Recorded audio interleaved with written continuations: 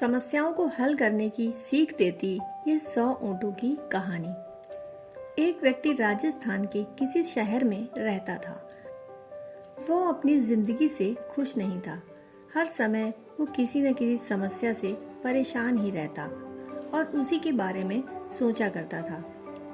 एक बार की बात है, शहर से कुछ दूरी पर एक फकीर बाबा का काफिला आकर रुका हुआ था।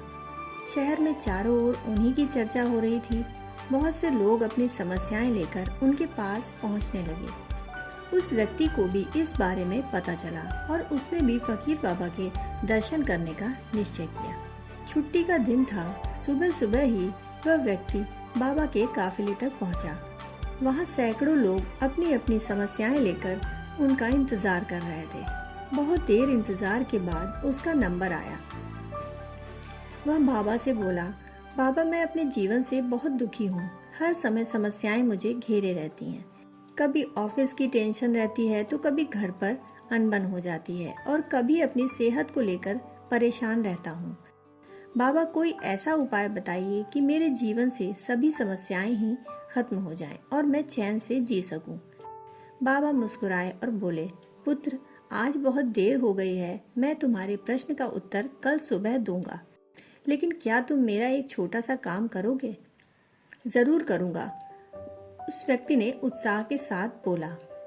देखो बेटा, हमारे काफिले में 100 ऊंट हैं और इनकी देखभाल करने वाला आज बीमार पड़ गया है। मैं चाहता हूँ कि आज रात तुम इनका ख्याल रखो और जब 100 के 100 ऊंट बैठ जाएं तो तुम भी सो जाना। ऐसा कहते हुए बाबा अपने तंबू में चले गए।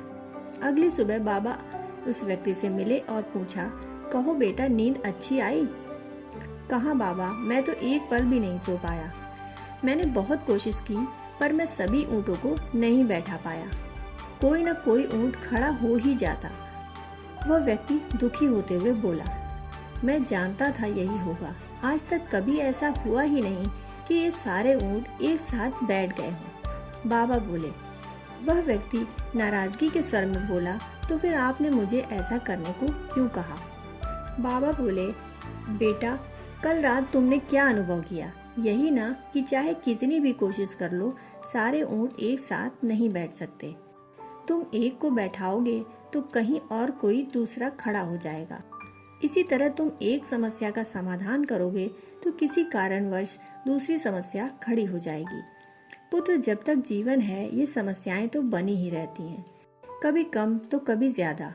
तो हमें क्या करना चाहिए? उस व्यक्ति ने जिज्ञासावश पूछा। इन समस्याओं के बावजूद जीवन का आनंद लेना सीखो। कल रात क्या हुआ? कई ऊँट रात होते होते खुद ही बैठ गए। कई तुमने अपने प्रयास से बैठा दिए, पर बहुत से ऊँट तुम्हारे प्रयास के बाद भी नहीं बैठे। और जब बाद में तुमने देखा तो पाया कि तुम्हारे जाने के बाद उनमें से कुछ खुद ही बैठ गए। कुछ समझे? समस्याएं भी ऐसी ही होती हैं।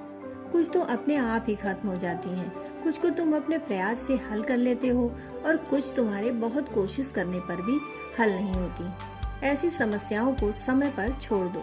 उचित समय पर वे खुद ही खत्म हो जाती हैं। और जैसा कि मैंने पहले ही कहा, जीवन है तो कुछ समस्याएं रहेंगी ही रहेंगी, पर इसका ये मतलब नहीं कि तुम दिन रात उन्हीं के बारे में सोचते रहो।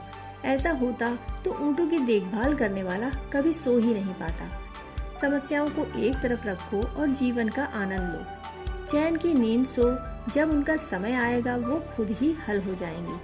पुत्र, ईश्वर के दिए हुए आशीर्वाद के लिए उसे धन्यवाद करना सीखो। पीड़ाएं खुद ही कम हो जाएंगी।